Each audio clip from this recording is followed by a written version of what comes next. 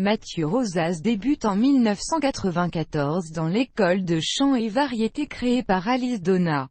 Pendant 2 ans, il suit les ateliers des studios Alice Donna, et dans le même temps travaille son écriture avec Claude Lemel. Il participera notamment au spectacle Les Stylomaniacs. Durant l'été 1996, Mathieu Rosas fait partie de la tournée d'été réalisée par Alice Donna, Les Routes du Soleil, ce qui lui permettra de chanter 30 dates le long des plages de France.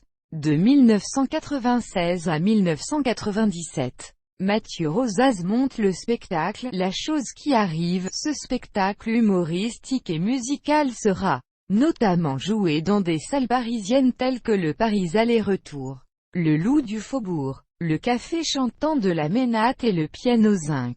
En 1997 et 1998, il suit des cours de théâtre de Dominique Viriot. Il écrit et crée sur la scène du Bec-Fin à Paris une pièce musicale intitulée Les Confessions de Frère Mathieu. Le 24 novembre 1998, un an tout juste après la disparition de Barbara, Mathieu Rosas entame avec 2 complices Agnès Secaldi et Ulrich Corvisier les représentations d'un spectacle en hommage à Barbara qui sera joué une 30aine de fois à Paris et en province, notamment à Saint-Marcellin, Isère, où vécut clandestinement la chanteuse entre 1943 et 1945. Ce spectacle reçoit un accueil très chaleureux de la part du public et de la critique. Mathieu Rosas poursuivra en solo l'hommage en publiant 2 albums consacrés à Barbara. Mathieu Rosas chante Barbara en 2002. Prix Coup de cœur de l'Académie Charles Cros.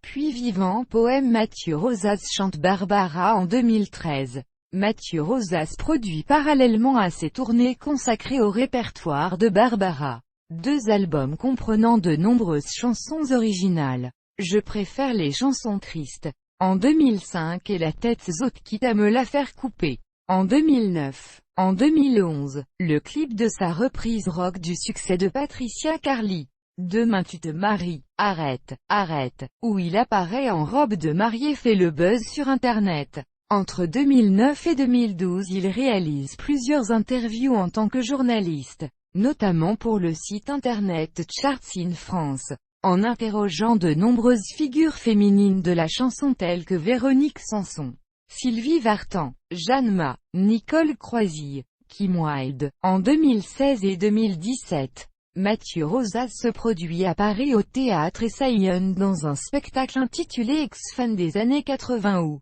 il reprend des tubes portés par des chanteuses féminines des années 1980.